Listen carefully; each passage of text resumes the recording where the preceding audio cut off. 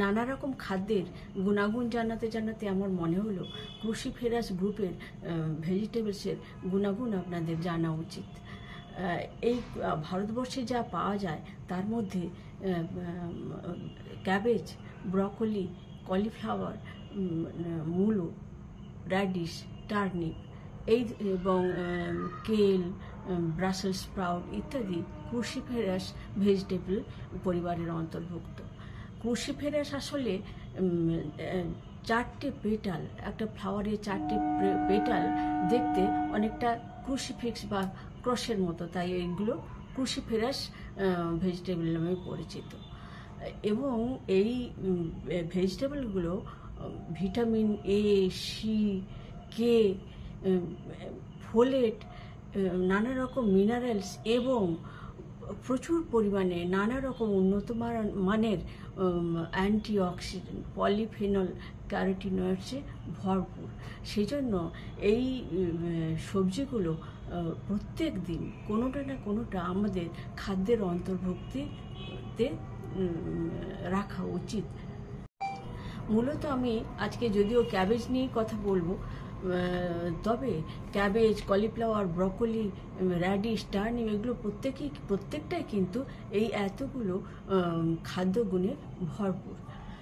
Cabbage বিশেষ করে আমাদের ইমিউনিটি মানে রোগ প্রতিরোধ ক্ষমতা বজায় রাখে।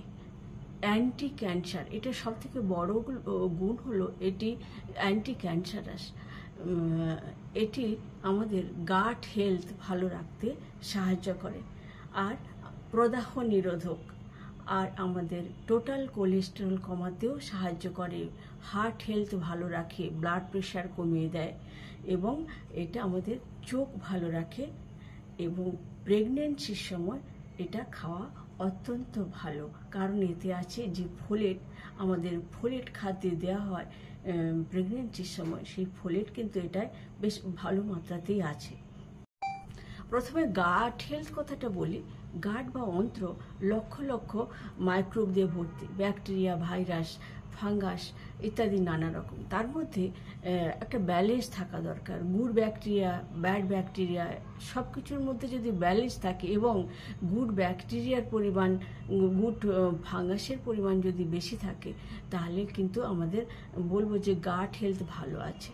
এবং আমাদের যদি গাট হেলথ ভালো রাখতে হয় তাহলে আমাদের প্রোবায়োটিক, যেমন দই, সাওয়ারক্রাউট, কিমচি ইত্যাদি খেতে হয়।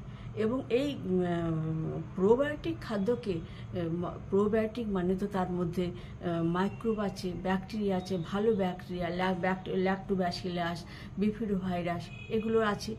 এবং এগুলো যাতে বৃদ্ধিপ্রাপ্ত হয় তার জন্য যে ফাইবারযুক্ত খাদ্য আমরা খাবো, যেগুলো হজম হয় না সাধারণত এবং অন্ত্রে গিয়ে সেগুলো প্রোবায়োটিক যে ব্যাকটেরিয়া আছে তার খাদ্যে পরিণত হয়। এবং ক্যাবেজ একটি প্রিবায়োটিক খাবার এবং প্রোবায়োটিক খাবার দুটোই। যদি এটি যেহেতু অত্যন্ত ফাইবার সমৃদ্ধ একটি খাবার, সেই জন্য এটি একটি প্রিবায়োটিক। এবং এই সাওয়ারক্রাউট, এবং এটি যখন আমরা প্রসেস করি, সাওয়ারক্রাউট তৈরি করি, এটি উন্নত মানের প্রোবায়োটিকে পরিণত হয়। গাট মাইক্রোবায়োম যদি ভালো থাকে তাহলে আমাদের হজমের যাবতীয় সমস্যাগুলো যেমন দূরীভূত হয়, তার এই যে ভেগাস নার্ভ দিয়ে গাট এবং ব্রেন এর মধ্যে যে একটা সংযোগ আছে, তার ফলে আমাদের ব্রেন ফাংশনও ভালো থাকে, উদ্বেগ, অবসাদ ইত্যাদিও আমরা দূরীভূত করতে পারবো, কমব্যাট করতে পারবো। সেই জন্য এই যে এত পরিমাণ ফাইবার আছে এবং আছে vitamin A, C, K, calcium, magnesium, zinc, selenium, sulforaphane, lutein, zeaxanthin এবং আইসোথিওসায়ানেটস তার মধ্যে অন্যতম। ইন্টারন্যাশনাল জার্নাল অফ মলিকুলার সায়েন্সের 2023 সালের রিভিউ বলছে যে এই বাঁধাকপির মধ্যে যে গ্লুকোসিনোলেটস থাকে তা আইসোথিওসিনেটসে পরিণত হয় এবং সেটি আমাদের ক্যান্সারের বিরুদ্ধে প্রতিরোধ গড়ে তোলে এর মধ্যে থাকা সালফোরাফেন। এর মধ্যে থাকা ভিটামিন সি, সালফোরাপেন এবং অ্যান্থোসায়ানিন আমাদের রোগ প্রতিরোধ ক্ষমতা বাড়িয়ে তুলতে সাহায্য করে এবং যে কোনো সংক্রমণজনিত রোগ থেকে শুরু করে আমাদের ইন্টারনাল অর্গানগুলোর ইনফ্লেমেশনের জন্য যে নানা রকম সমস্যা হয় সেগুলো রোধ করতে পারে এই ক্রুসিফেরাস গোত্রীয় বাঁধাকপি বা ক্যাবেজ। টোটাল কোলেস্টেরল কমিয়ে দেয় এর মধ্যে থাকা ফাইবার। ফোলেট, এই ফোলেট আমরা জানি প্রেগনেন্সিতে লাগে, কারণ এটা দিয়ে বাচ্চার স্পাইনাল কর্ড ডেভেলপমেন্ট এবং ব্রেন ডেভেলপমেন্ট হয়। এছাড়া ফোলেট তো আমাদের প্রত্যেকেরই প্রতিদিনের যাপনে মস্তিষ্ক সুস্থ রাখতে আমাদের ফোলেট লাগেই। এছাড়া এর মধ্যে থাকা যে অ্যান্থোসায়ানিন থাকে, লুটেইন থাকে, জিজ্যান্থিন থাকে, তা আমাদের আই হেলথ ভালো রাখতে সাহায্য করে।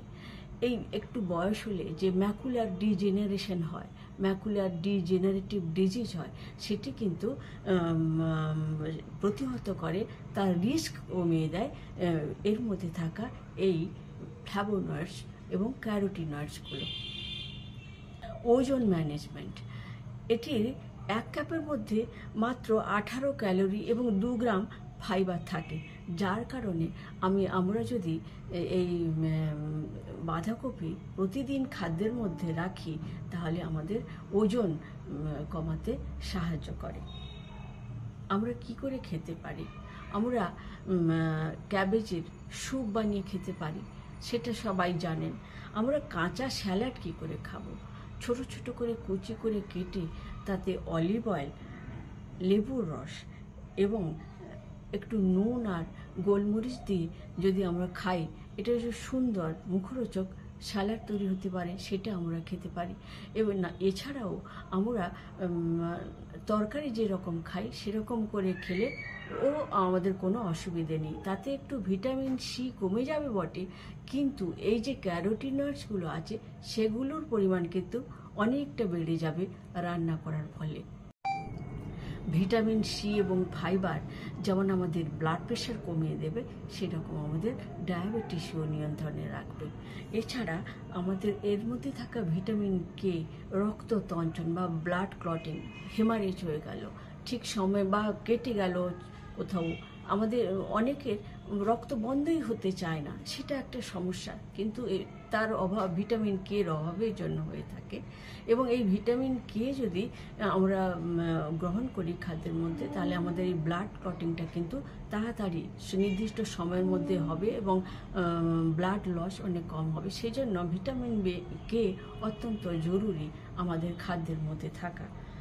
এছাড়া আমাদের বোন হেলথ ভালো রাখে, এর মধ্যে থাকা এতগুলো উপাদান, এগুলো আমাদের হাড় মজবুত করে।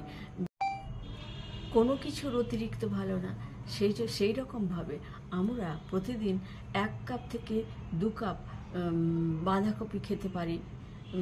তার বেশি খেলে কিন্তু আবার উল্টে হজমের সমস্যা দেখা দিতে পারে। সেজন্য এটা আপনারা সাবধান থাকবেন যে ভালো জিনিস বলে অতিরিক্ত খেয়ে নেব তা কিন্তু হয় না, কিন্তু প্রতিদিন খাদ্যের মধ্যে এই ক্রুসিফেরাস ভেজিটেবল অন্তর্ভুক্ত করা উচিত। এছাড়া যাদের হাইপোথাইরয়েডিজমের সমস্যা আছে তারা কিন্তু এটি গ্রহণ করতে পারবেন না। এই ভিডিও যদি আপনাদের উপকারী বলে মনে হয় তাহলে অবশ্যই আমাকে সাবস্ক্রাইব বা ফলো করে সঙ্গে থাকবেন।